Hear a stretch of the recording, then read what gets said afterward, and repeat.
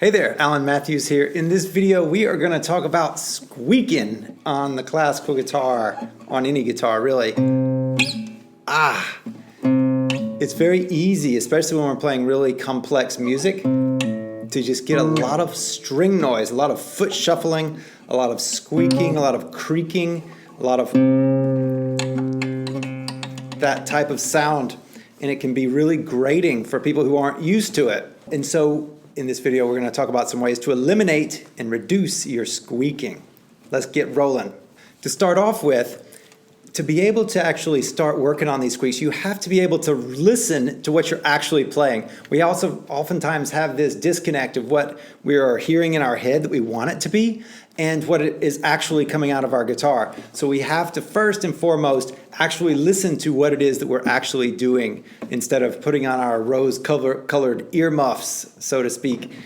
So assuming that you are hearing every little squeaky buzz that comes out of your guitar, you're really focused and aware of everything happening, then we can start doing this. Once you play a note and want to move to another note, instead of, especially on shifts, instead of initiating your move, you lift straight up first, and then you move.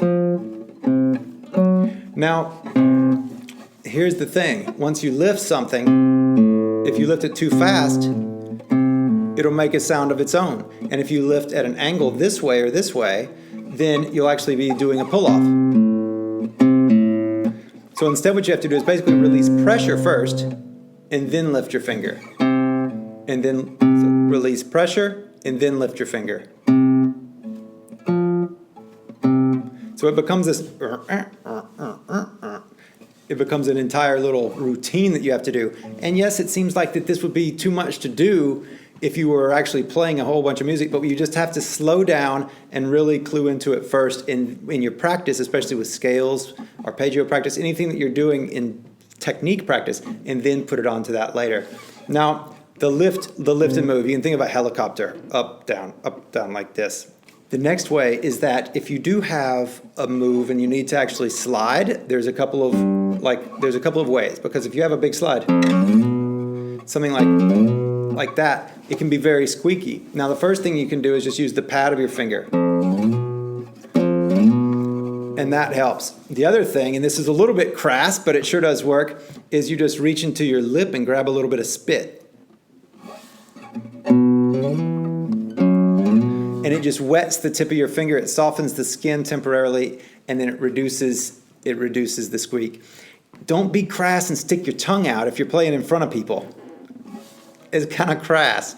But if you just you can be very subtle, grab a little bit, and it can really make a difference. A lot of players do this. I've seen both Sergio Assad and David Russell do this in concerts.